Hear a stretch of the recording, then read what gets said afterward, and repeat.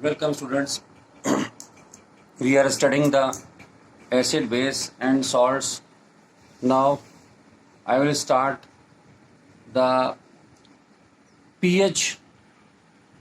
Today we will study about the pH, जिसको हम लोग बोलते हैं पावर ऑफ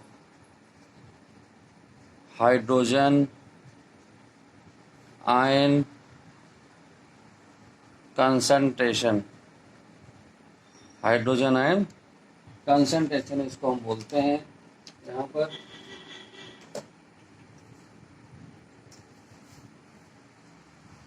हम जानते हैं कि जो वाटर है, प्योर वाटर का डिसोसिएशन जब होता है तो हमको मिलते हैं H आयन और OH नेगेटिव आयन मिलते हैं।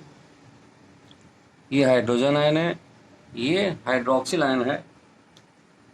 कंसंट्रेशन को जब रिप्रेजेंट करना होता है तो इस तरह से ब्रैकेट बना के रिप्रेजेंट किया जाता है। ये हाइड्रोजन आयन कंसंट्रेशन है। प्योर वाटर में हाइड्रोजन आयन कंसंट्रेशन और हाइड्रोक्सिल आयन कंसंट्रेशन दोनों इक्वल होती है। इसकी वैल्यू होती है 10⁻⁷ मोल पर लीटर। इसकी यूनिट लिखते हैं यहाँ पर, ठीक है। अब बात करते हैं सॉल्यूशन। हमारे पास में जो होते हैं वो तीन तरह के होते हैं, न्यूट्रल, एसिडिक और बेसिक सॉल्यूशन। हम उस सॉल्यूशन को न्यूट्रल सॉल्यूशन बोलते हैं जिस सॉल्यूशन में H आयन कंसंट्रेशन और OH आयन कंसंट्रेशन दोनों बराबर होती है। सॉल्यूशन एसिडिक तब कहलाता है जब H आयन की कंसंट्रेशन OH आयन की कंसंट्रेशन से ज़्यादा होती है, और उसको बेसिक तब कहा जाता है जब H आयन की कंसंट्रेशन OH आयन कंसंट्रेशन से कम होती है।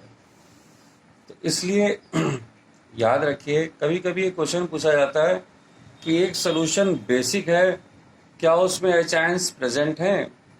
तो यस, उसका आंसर आप यस बोलेंगे, और लेकिन बोलेंगे कि H ion concentration OH ion concentration से वहाँ पर कम है, ये हमको वहाँ पर बताना होता है। हम ये जान चुके हैं कि आर्रेनियस की थ्योरी से एसिड्स क्या होते हैं। एसिड्स वो सब्सटेंसेज हैं जो H आयन देते हैं, बेसिक वो सब्सटेंस है जो OH आयन देते हैं। अब हम बात करते हैं पीएच की। पीएच की डेफिनेशन हम कैसे लिखते हैं? PH stands for the power of hydrogen ion concentration, मैं आपको बता चुका हूँ। इसके बाद में अगला स्टेप है पीएच स्केल। पीएच स्केल को हम कैसे बोलेंगे? It is a measure of relative acidity or alkalinity of a solution। तो ये एक तरह से उसके एसिडिक और एल्केनिटी का एक रिलेटिव कंपैरिजन है, जिसको हम लोग बोलते हैं पीएच स्केल। अब जो पीएच है, और देखिए उसको कैसे बोलेंगे, pH of a solution is a measure of molar concentration of hydrogen ions। तो यहाँ पर क्या है, पीएच का एक और तरीका क्या, ये किस चीज़ की मेजरमेंट है? ये मोलर कंसंट्रेशन स्टडी करते हैं किसकी? हाइड्रोजन आयंस की। ये जो हमने सिंबल बना रखे इसकी स्टडी है, ये है पीएच। और इसके बाद भी हम यहाँ पर एसिडिटी और एल्केनिटी को स्टडी कर लेते हैं इसमें।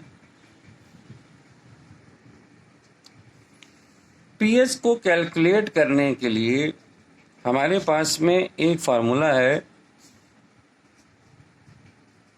1/, एच आयन कंसंट्रेशन या minus log H ion concentration.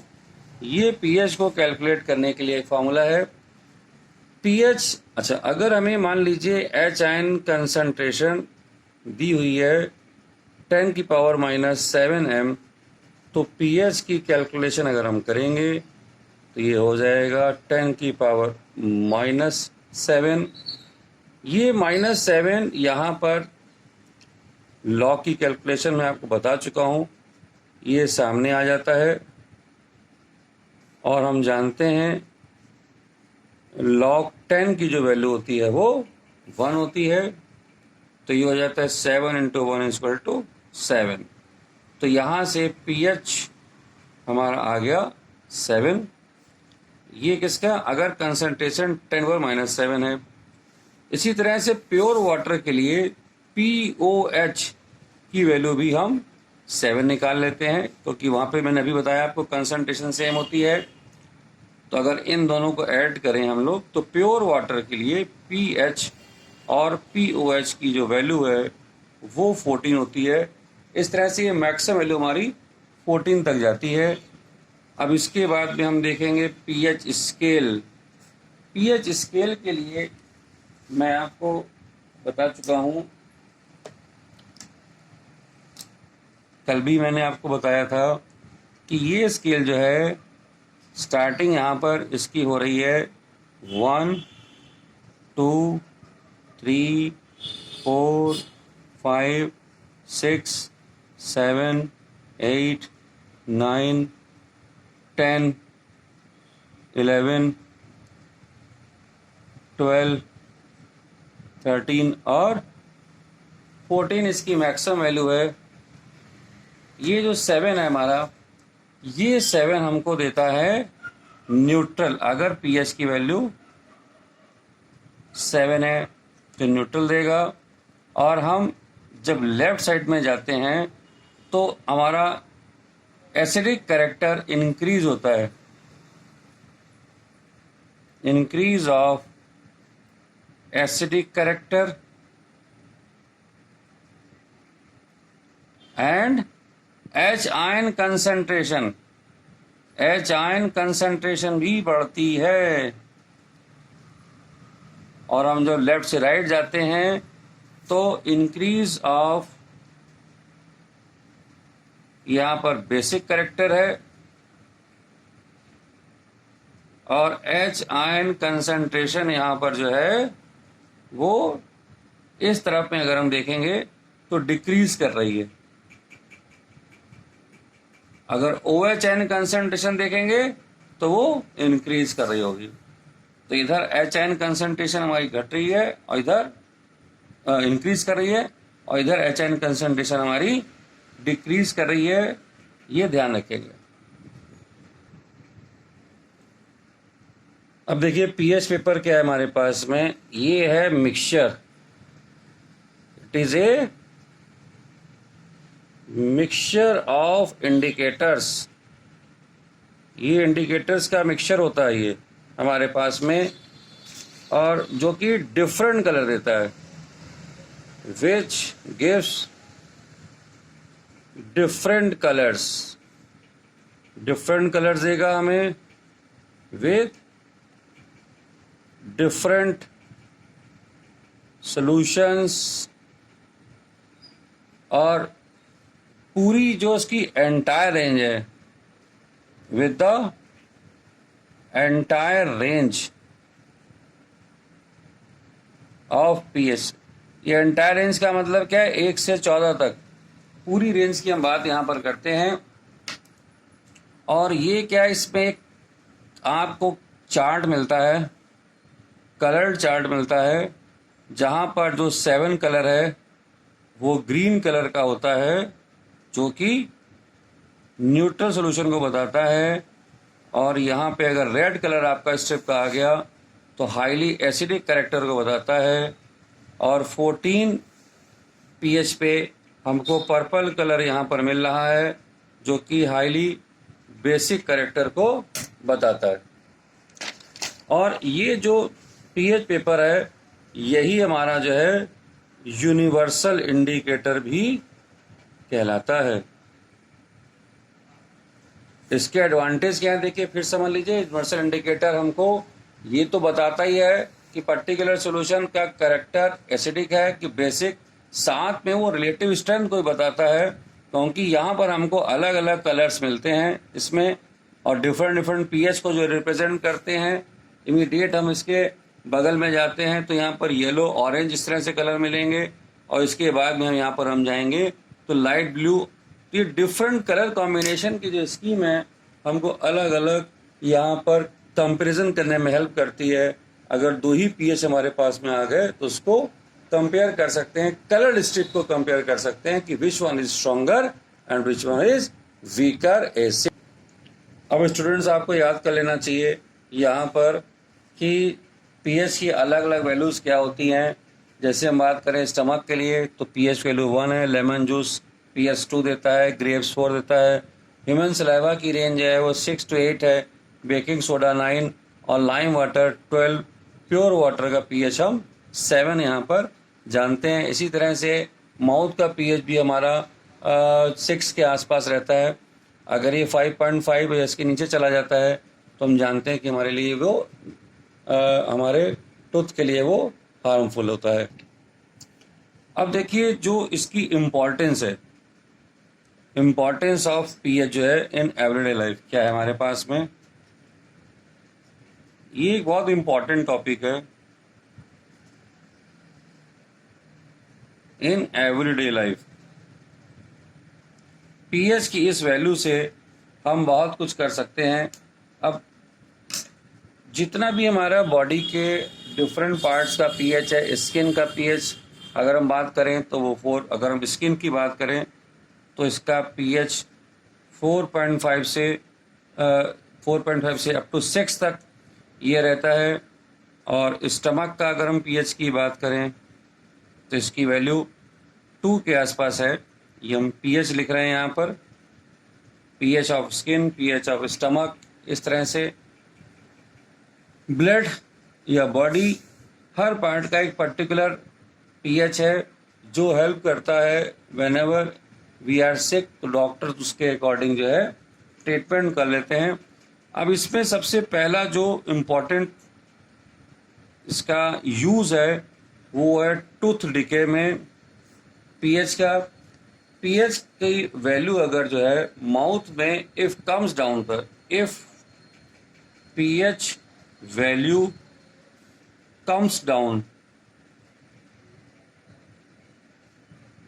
To 5.5, अगर ये 5.5 तक है then it can damage the enamel of tooth, तो ये दांतों के इनेमल को डैमेज कर देता है। अब इसके लिए करते क्या हैं, वी यूज टूथपेस्ट, हम यहाँ पर यूज करेंगे which is alkaline in nature, जो कि एल्कलाइन इन नेचर होने चाहिए। और वो क्या करेगी, हमारे इस जो एसिडिक मीडियम जनरेट हो गया माउथ में उसको खत्म कर देगी and we will be safe. And the study of the soil also helps in the agriculture. Suppose a farmer wants to produce rice, then the soil should be acidic होना चाहिए वहाँ पर।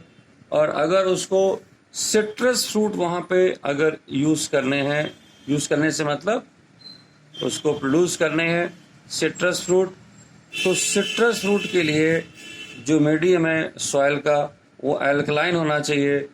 अगर शुगर केन की farming करनी है तो soil neutral होना चाहिए। Now students, you know what is the cause of the acid rain. Acid rain का कॉज क्या है, इसका कॉज है पोल्यूशन, pollution of gases